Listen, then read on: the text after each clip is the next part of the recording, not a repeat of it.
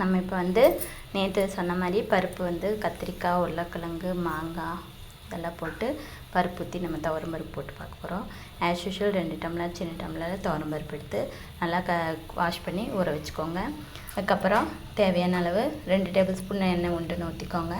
சீரகம், ஒரு கொத்து கருவேப்பிலை, கொத்தமல்லி தழை போட்டுக்கோங்க. அதுக்கப்புறம் கடுகு எல்லாம் போட்டு நல்லா பொரிய விட்டு 2 பெரிய சைஸ் பெரிய வெங்காயம் நல்லா பொடி அரிஞ்சு வணக்கி விட்டுக்கோங்க. 5 பல் பூண்டு போட்டு இடித்து கூட சேர்த்துக்கலாம், ஃப்ளேவர் வரும். நல்லா வணக்கி விட்டு ஒரு பெரிய தக்காளி இல்லைனா 2 பெரிய தக்காளி போட்டு நல்லா வணக்கிக்கோங்க. வெங்காயத்து கூடயே நல்லா வணங்கினதுக்கப்புறம் நீங்கள் வந்து கத்திரிக்காய், உருளைக்கிழங்கு, மாங்காய், அப்புறம் மொச்சப்பயிறுன்னு சொல்லுவாங்க, அதெல்லாம் போட்டு கூட செய்யலாம். அதெல்லாம் போட்டு நல்லா வணக்கிடுங்க. அப்புறம் உப்பு, சாம்பார் தூள் மட்டும் போட்டுக்கோங்க. காரம் அதிகமாக வேணும்னா சாம்பார் தூள் அதிகமாக சேர்த்துக்கோங்க, இல்லைன்னா தனி மிளகாய் தூள், சாம்பார் தூள் கூட சேர்த்திங்கன்னா நல்லா கலர் கொடுக்கும். அதே மாதிரி நல்லா டேஸ்ட்டாகவும் இருக்கும். அதுக்கப்புறம் வந்து நல்லா எல்லா பொடி போட்டு நல்லா வந்ததுக்கப்புறம் ஊற வச்சு பருப்பு எடுத்து உள்ளே போட்டு பருப்பு முங்குற அளவுக்கு தண்ணி ஃபுல்லாக ஊற்றிக்கோங்க. நல்லா நிறையா தண்ணி ஊற்றி நல்லா வேக விடுங்க. மீடியமில் வச்சுட்டு நல்லா பருப்பு வேக விட்டிங்கன்னா நல்லா குழைய வெந்துடும். வெந்ததுக்கப்புறம் ஒரு ஸ்பூன் வந்து பெருங்காயத்தூள் சேர்த்துக்கோங்க. நல்லா கொதி வந்ததுக்கப்புறம் சுண்டி நல்லா பருப்பு வெந்ததுக்கப்புறம் ஒரு ஸ்பூன் பெருங்காயத்தூள், ஒரு கரண்டி இல்லைனா ஒரு கை வந்து ஒரு கைப்பிடி தேங்காய் துருவல் சேர்த்து நல்லா கதுக்கி விட்டு அப்படியே இறக்குனிங்கன்னா கல்யாண வீட்டு சாம்பார் மாதிரி சூப்பராக இருக்குங்க பருப்பு சாம்பார். நேற்று நான் போட்டேன் இல்லைங்களா, வெறும் கத்திரிக்காய், உருளைக்கிழங்கு, அப்புறம் கேரட், பீன்ஸ் போட்டு பருப்பில் ஆட் பண்ணுறது நான் காமிச்சேன். அது ஒரு வகையான டேஸ்ட். இதுக்கு வந்து புளி தேவையில்லைங்க, அதுக்கு பதிலாக மாங்காய் சேர்த்துக்கிறோம், தக்காளி சேர்த்துக்கிறோம்.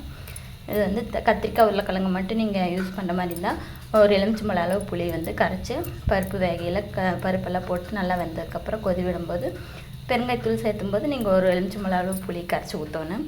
கத்திரிக்காய், உருளைக்கிழங்கு மட்டும் இருந்தால் அந்த மாதிரி. இல்லை அப்படின்னா மாங்காய் சீசனுங்கிறனால நான் ஒரு பெரிய மாங்காய் அரைஞ்சி போட்டுக்கிறேன். மாங்காய், கத்திரிக்காய், உருளைக்கிழங்கு, மாங்காய், தக்காளி எல்லாம் சேர்த்துக்கிறனால புளி தேவையில்லைங்க.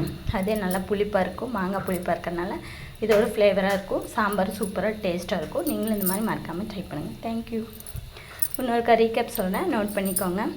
2 டேபிள் ஸ்பூன் எண்ணெய், கடுகு, ஒரு கொத்து கருவேப்பிலை, சீரகம், இடித்த பூண்டு 5 பல், 2 பெரிய வெங்காயம், ஒரு 2 பெரிய தக்காளி, பழுத்த தக்காளி நல்லா வணங்கினதுக்கப்புறம் கத்திரிக்காய், உருளைக்கிழங்கு, மாங்காய் நல்லா போட்டு வணக்கிக்கோங்க.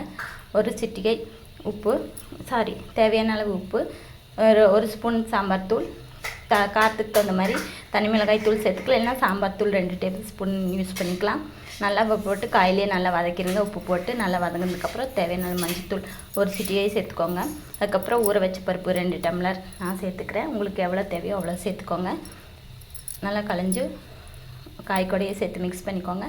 நல்லா பருப்பு முங்குற அளவுக்கு தண்ணி ஊற்றி நல்லா கொதி விட்டு நல்லா பருப்பு நல்லா குழைய வந்ததுக்கப்புறம் ஒரு சிட்டிகை இல்லைன்னா ஒரு ஸ்பூன் பெருங்காயத்தூள், ஒரு கைப்பிடி தேங்காய் துருவல் போட்டு அப்படியே இறக்கிடலாம். கத்திரிக்காய், உருளைக்கிழங்கு மட்டும் சேர்த்துற மாதிரி இருந்தால் நீங்கள் ஒரு எலுமிச்சம்பழம் புளி ஊற்றலாம். இதில் வந்து நான் மாங்காய் சேர்த்திக்கிறனால நான் புளி ஆட் பண்ணல. ஸோ மாங்காய் நல்லா புளிப்பு மாங்காய் சேர்த்திக்கிறேன், அதனால் புளி தேவையில்லை. தக்காளியும் மாங்காய் புளிப்பும் இது ஒரு புது விதமான டேஸ்ட்டாக இருக்கும். நீங்களும் மறக்காமல் ட்ரை பண்ணுங்கள். அவ்வளோதான் இன்க்ரீடியன்ட். நான் சொன்ன மெத்தட் மாதிரி ஃபாலோ பண்ணுங்கள். எல்லாத்தையும் ஒன்றா போட்டு நல்லா வேக விடுங்க. மீடியம் ஃப்ளேமில் வச்சு சூப்பரான கல்யாண வீட்டு பருப்பு சாம்பார் ரெடி. இந்த மாதிரியும் காய்கறி ஆட் பண்ணலாம். நீங்களும் மறக்காமல் ட்ரை பண்ணிவிட்டு எப்படி இருக்குன்னு சொல்லுங்கள். தேங்க்யூ.